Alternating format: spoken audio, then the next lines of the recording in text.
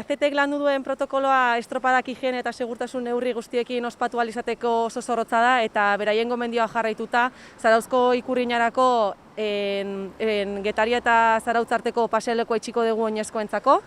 Larunbat arratsaldean 5:00-etatik 8:00-etara itxiko dugu eta igande goizean 10:00-etatik 2:00-etara. Gutxi gora bera Narros Jauregi inguruan itxiko da eta bigarren tunela bitartean, Iteiko punta bitartean, hori da eta estropa eremua. Gu oso gustora gaude guren bata azeten dagoelako aurten, denoi gustatuko litzaiguke zarauztar guztioi estropa eremura gerturatzea gure mutilak animatzera, baina aurten ezinezkoa izango da, arduratsuak izatea tokatzen zaigu eta zorionez telebistaz jarraitu ahal izango dugu estropada eta arrauneko zaletu guzti eskatuko nieki baita ere mesedez, telebistaz jarraitzeko. Zarauztarrentzako zita oso garrantzitsua da.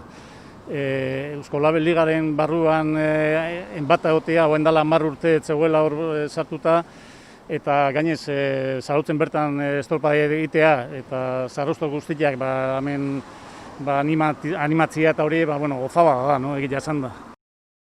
Azken urtetako moduan, traineruak Getaritikan uretatuko dira, eta alde teknikoa hemen Zarautzen nengo da, Arroka Zabalean. Eta estropa eremua beti zautze duguna.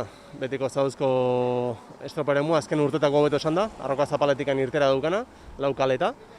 Eta, estropa ezagutze dugu eremua, garbila da, oso berdintasun handikoa.